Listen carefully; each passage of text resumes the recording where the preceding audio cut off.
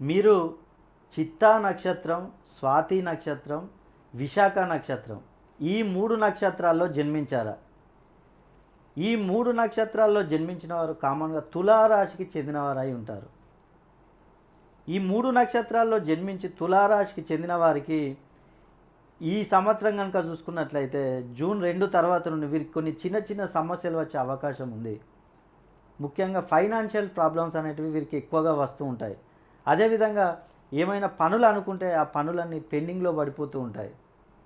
ఆరోగ్యపరంగా కూడా వీరికి సమస్యలు వచ్చే అవకాశం ఉంది. కోర్టు తగాదాలు కానీ అదేవిధంగా భూ తగాదాలు కానీ వీరికి పరిష్కరించబడవు. అదేవిధంగా చూసుకున్నట్లయితే ఉద్యోగ ప్రయత్నాలు చేసినా కూడా ఉద్యోగాలు వచ్చే అవకాశాలు తక్కువగా ఉంటాయి.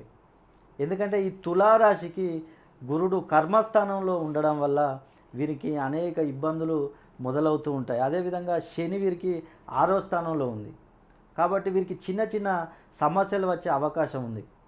కాబట్టి మీరు ఈ చిత్త, స్వాతి, విశాఖ ఈ నక్షత్రాల్లో మీరు జన్మించి ఉండి మీకేమైనా చిన్న చిన్న సమస్యలు ఉన్నట్లయితే ఒక్కసారి మీ పేరును మీరు సరి చేసుకోండి. మీ పేరును మీరు సరి చేసుకోవాలంటే ఒక్కసారి మీ డేట్ ఆఫ్ బర్త్ను పేరును పంపించినట్లయితే మీ పేరులో సంఖ్యాబలాన్ని 360 డిగ్రీస్ కనుక పెంచినట్లయితే మీకున్న ఎలాంటి సమస్యలైనా కూడా తొలగిపోతాయి.